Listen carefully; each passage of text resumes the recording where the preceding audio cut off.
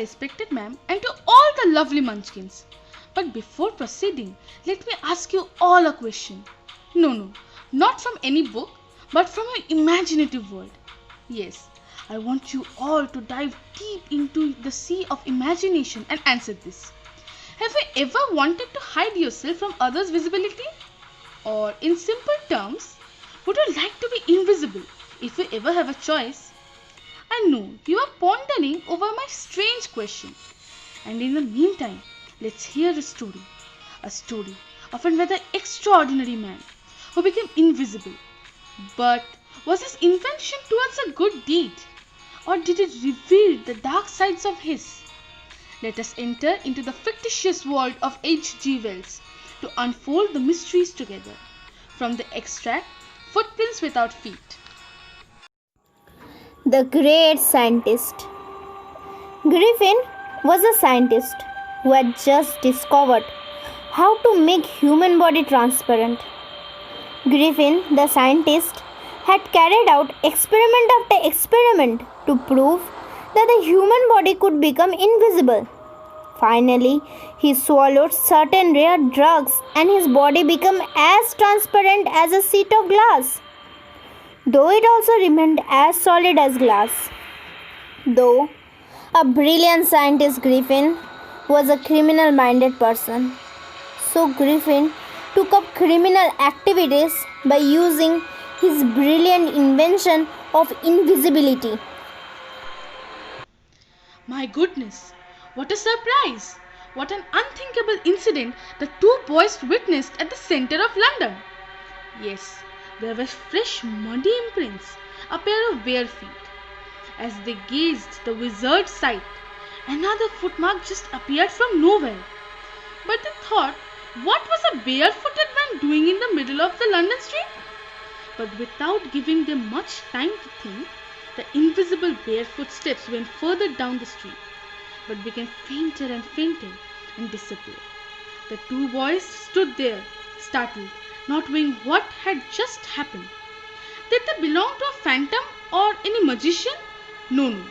These footprints were of a scientist named Griffin, who had swallowed a special drug and had become invisible to all. Griffin became a lawless person. His landlord disliked him and wanted to eject him. In revenge, he set fire to the house.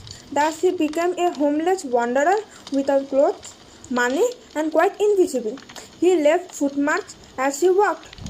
He committed many antisocial activities for which he never felt guilty. At first, he set fire to his landlord's house and ran away. He stole foodstuffs and clothes from a London store and also other goods from a theatrical company and also stole money from a clergyman's house to pay his bill. Griffin managed to escape using his advantage of his invisibility. He had to remove his clothes so that he became invisible.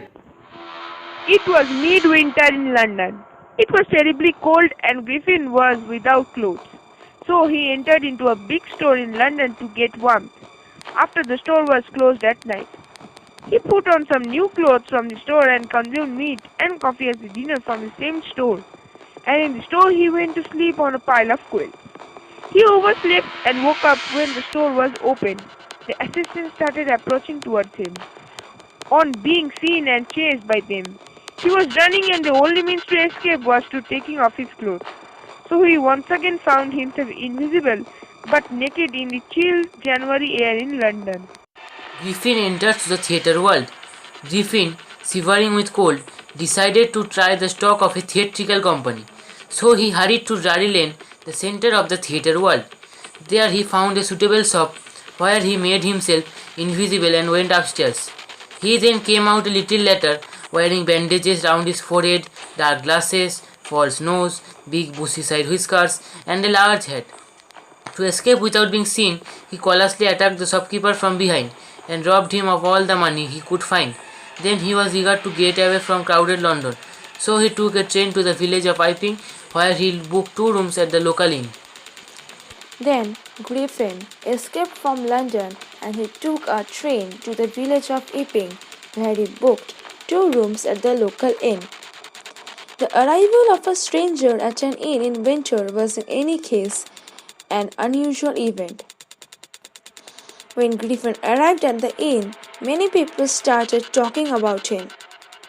Mrs. Hall, the landlord's wife, made every effort to be friendly, but Griffin had no desire to talk, and he told her that his reason for coming to Epping is a desire for loneliness.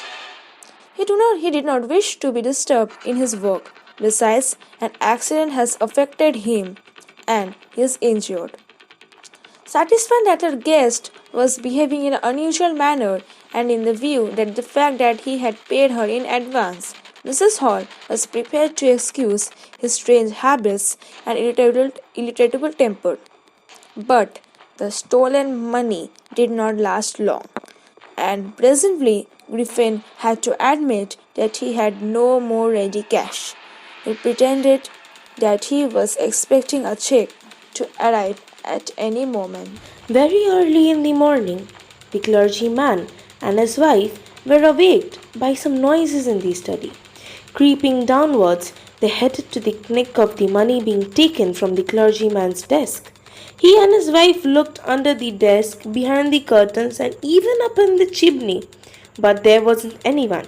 Yet, the desk had been opened and the housekeeping money was missing. Who took the money? Well, Giffen took it. Will he get caught? The in-lord and his wife were up early and were surprised to see the scientist's door wide open. Usually was shut and locked, but when they saw it was open, they were furious if anyone entered his room. They got in to check. They peeped in, saw nobody, and thought to investigate. They saw that the bedclothes were showing that the scientists were lying on the floor, and the stranger still, the clothes and bandages, and he always wore lying about the room. All of a sudden, Mrs. Hall heard a sniff close to her ear. A moment later, the hat on the bedpost leapt up and dashed itself into her face. Then the bedroom chair became alive.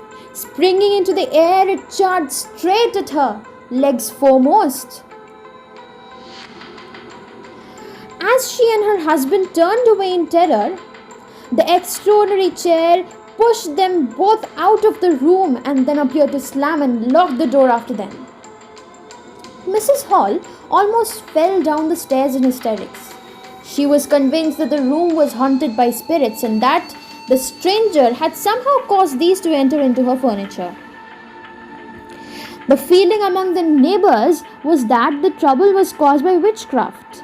But witchcraft or not, when the news of the burglary at the clergyman's home became known, the strange scientist was strongly suspected of having a hand in it. Suspicion grew even stronger when he suddenly produced some ready cash, though he had admitted not long before that he had no money. The village constable was secretly sent for. Instead of waiting for the constable, Mrs. Hall went to the scientist, who had somehow mysteriously appeared from the empty bedroom. The scientist was quick-tempered. Now he became furious. Suddenly, he threw off bandages and whiskers and spectacles and even nose. It took him only 1 minute to do this.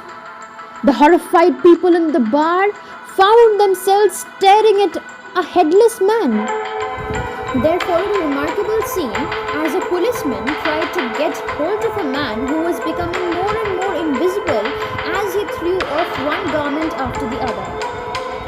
Finally, a shirt flew into the air and the constable found himself struggling with someone who could not see at all. Some people tried to help him, but found themselves hit by blows that seemed to come from nowhere. In the end, Japhers was knocked unconscious as he made a last attempt to hold on to the unseen scientist. There was a nervous, excited, and cries of, "Hold him!" But this was easier said than done. Griffin had shaken himself free, and no one knew where to lay hands on him. So, we, the students of 1010, presented in front of you a small presentation on this lovely story, Footprints Without Feet, or The Invisible Man. And these are the people who contributed in this presentation. Thank you. But hey, I still have one question left for you all. That is, what happened to Griffin? What did he do after this? Is he still out there?